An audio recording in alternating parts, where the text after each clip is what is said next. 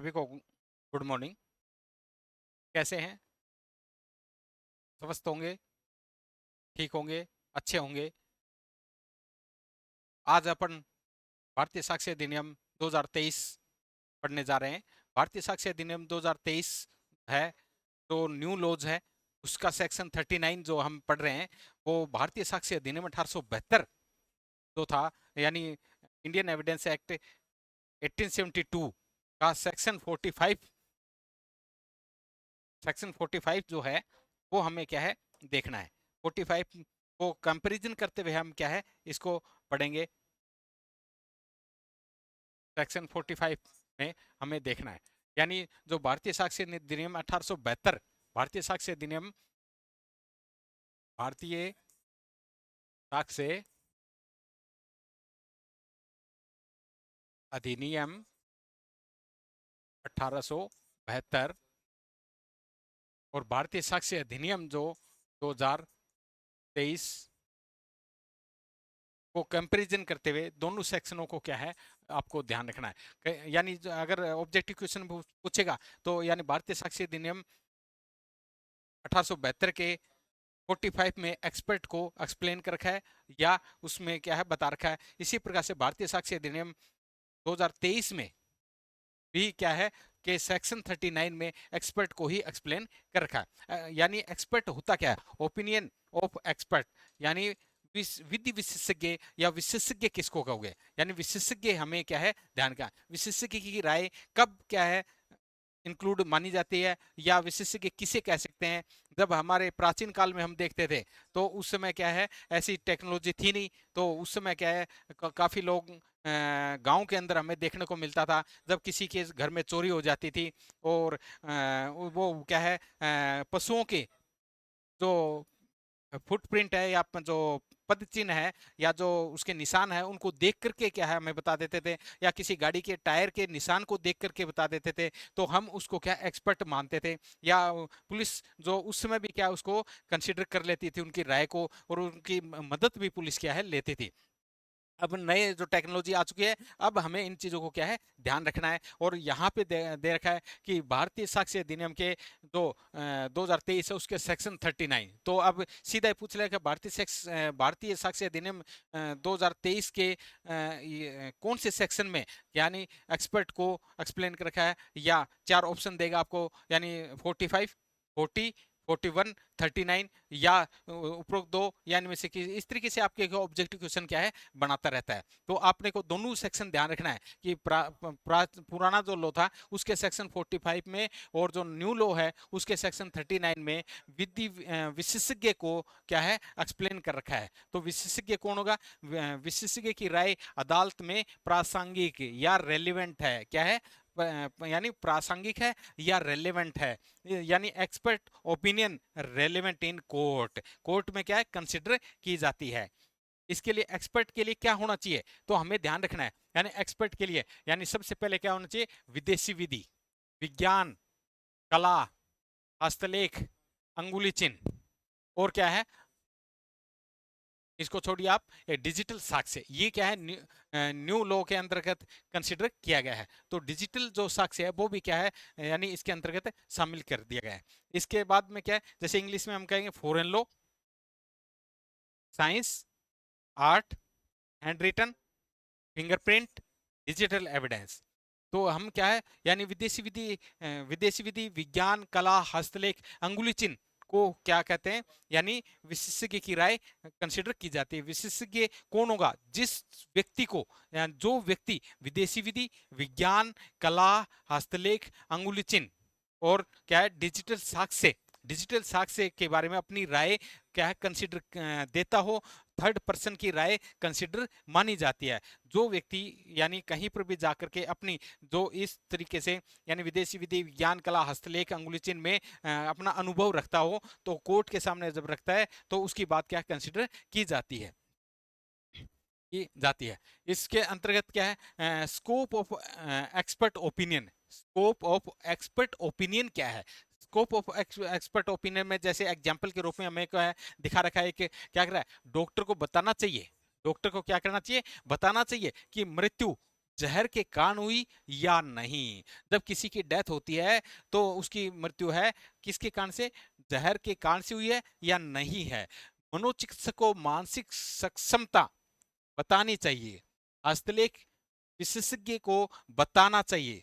और क्या है कि दस्तावेज किसने लिखा, किसने लिखा, तो ये भी क्या हमें बताना चाहिए। तो ये हमें क्या कहाँ पे देखेंगे, यानी एक्सपर्ट ओपिनियन में ही कंसिडर की जाती है। यानी doctor on opinion, opinion hand written expert on authorities, authorities. तो ये चीजें क्या है आपको इसके अंतर्गत बताई गई है। तो यानी जैसे छोटी सी बात अगर हम एग्जांपल के रूप में कोई भी लें तो क्या है, जो एक्सपर्ट है उसकी क्या कोई क्वालिफिकेशन होनी चाहिए, क्या इसकी कोई योग्यता है या कोई क्या है डिस्क्वालिफिकेशन है, कब हम उसको क्या है एक्सपर्ट मानेंगे या कब इसको एक्सपर्ट नहीं मानेंगे। तो इसके लिए यानी भारतीय साक्ष्य अधिनियम में ऐसा कुछ नहीं है। एक्सपर्ट के लिए क्या होना चाहिए, अनुभव होना चाहिए। एक बात आपको क्या ध्यान रखना है, यानी क्या होना चाहिए, अनुभव या एक्सपीरियंस। अनुभव जिसका है उसको ही हम क्या एक्सपर्ट मानेंगे। जैसे एग्जाम्पल के रूप में हम क्या ले रहे हैं, कोई भी एग्जाम्पल है तो उसके एग्जाम्पल के रूप में ले रहे हैं, छोटा सा एग्जाम्पल लेते हैं। जैसे घरों में क्या शादी होती है, विवाह होते हैं, तो हम क्या है कोई सोने के आभूषण वगैरह बनवाते हैं। जब सोने के आभूषण बनवाते हैं तो हम कहाँ जाते हैं, सुनार के पास जाते हैं। जब सुनार के पास हम जाते हैं तो वहां से हम क्या है सोने के आभूषण बनवा के लाते हैं। और उस समय कोई भी क्या है किसी तरीके का फ्रॉड भी हो सकता है, चीटिंग भी हो सकती है। तो वो जब आपको क्या है आभूषण बना के देता है और उसमें क्या है झोल वगैरह लगा देता है सोने का और अंदर से तांबा लोहा होता है, तो जब महीने 2 महीने के बाद में जब पता चलता है और डिस्प्यूट आता है, मामला कोर्ट के अंदर जाता है, तो जब वो क्या है किसको बुलाएगा, यानी जो सोने के बारे में अनुभव रखता है उसी व्यक्ति को वो बुलाएगा। और जब बुलाएगा तो उसके बुलाएगा और उसने अपनी कोई क्या है अपना अनुभव के आधार पर बताया कि हाँ इसमें क्या इतना परसेंट क्या है सोना है, 24%, 22% जो भी होता है इसमें सोना है, या इतना परसेंट इसमें चांदा और चांदी है, तांबा है, जो भी क्या है तो उसमें कंसिडर है। तो अपनी जब ओपिनियन देता है और वो उस मामले में क्या है कंसिडर कर लेता है कोर्ट, तो इसी को हम क्या कहते हैं, यानी एक्सपर्ट कहते हैं इसको। यहाँ इस मामले में क्या है एक्सपर्ट माना जाएगा। अब इसके लिए कोई इसकी क्वालिफिकेशन भी नहीं है, ना ही कोई क्या डिस्क्वालिफिकेशन है, सिर्फ एक क्या स्किल्ड के आधार पे ही क्या है उसको पहचाना या आइडेंटिफाई किया जाता है।